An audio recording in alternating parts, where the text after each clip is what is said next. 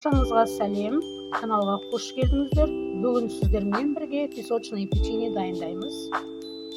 Үгітіліп, өте дәмді болып піседі. Көп затты қажет етпейді, үйде бар заттармен жасаймыз.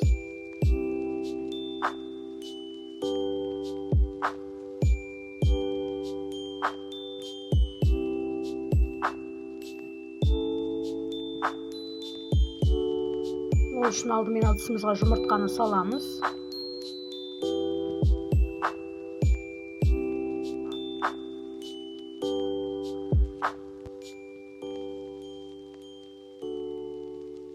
Үстіне аздап тұз саламыз.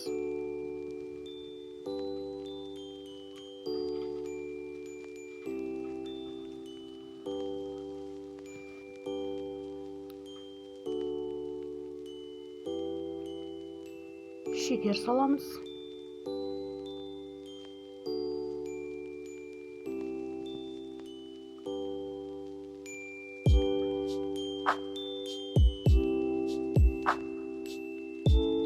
Енді барлығын жақсылап тұрып араластырамыз.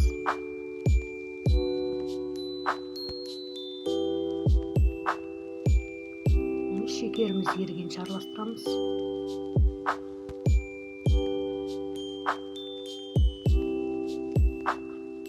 Үстіне бөлме температурасында тұрған майымызды саламыз.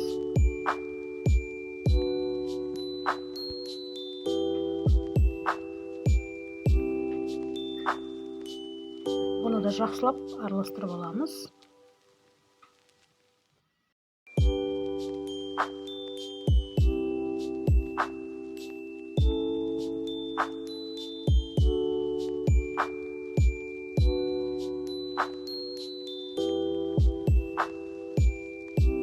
Араластырып алдық. Енді үстіне ванилин саламын.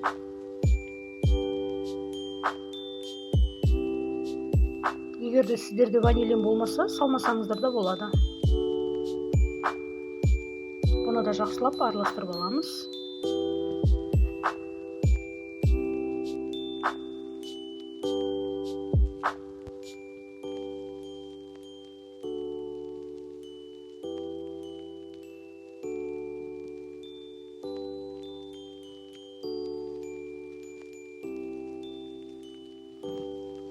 Енді қажетінше ұн саламыз.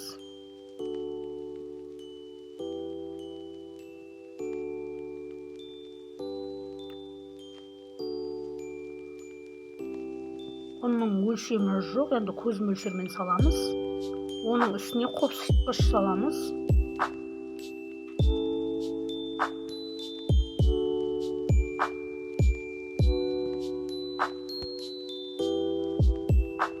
Міне осылай ұнның үстіне салып жібересіздер.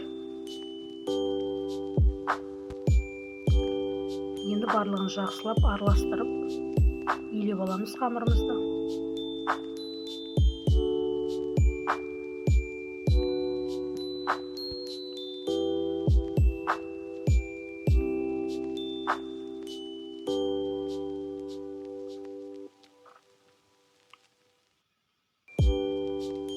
Енді үстелдің үстіне ұн себе отырып, илеп аламыз тағы да еуін қандырып. Қамырымыз қатты да емес, жұмсақ та емес, орташа болу керек.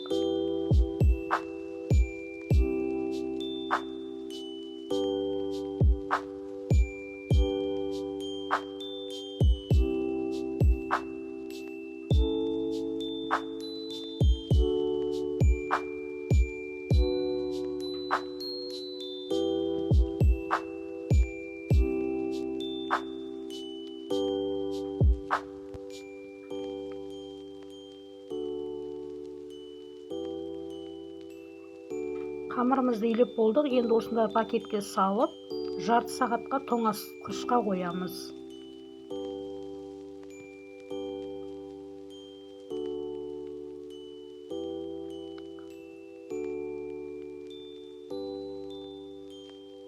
Печеньемізді тоңазытқыштан шығардық. Ұн себе отырып, жайып аламыз.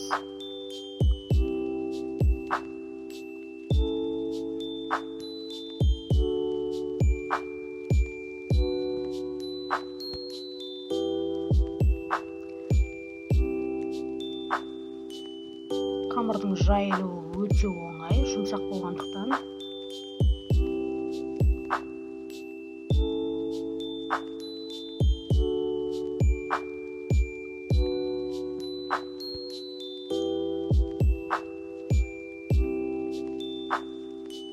Қатты жұқа қылып жібермейміз.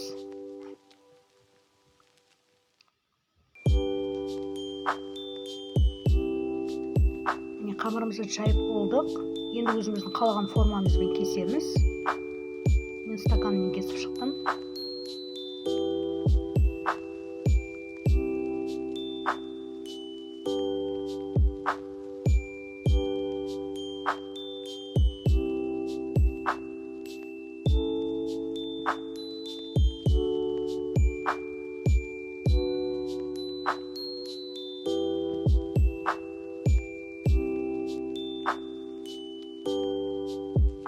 Кесіп болдық. Шетіндегі қалғандарында домалақтап қайта кесуіңізге болады. Барлығын кесіп дайындап алдым. Енді пергамент қағазын төсеп, осындай табамызға орналастырамыз.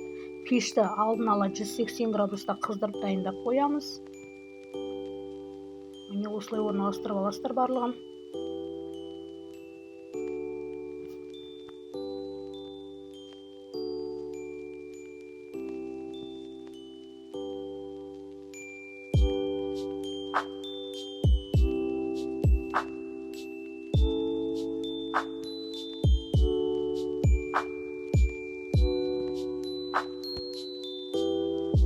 Печеньеміздің бетін сәндейміз. Осындай құрғақ какаоны миксердің басындағы темірімен батырып алып отырып сәндейміз. Осылай видеода көріп тұрғандарыңыздай. Міне осылай барлығын сәндеп шығамыз.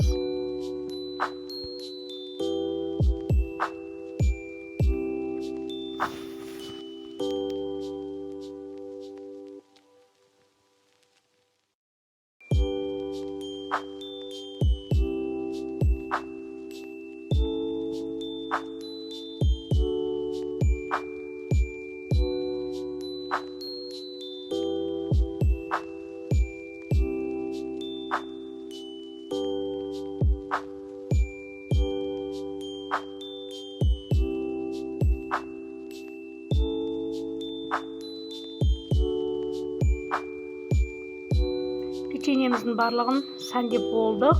Енді пешке пісіріп аламыз.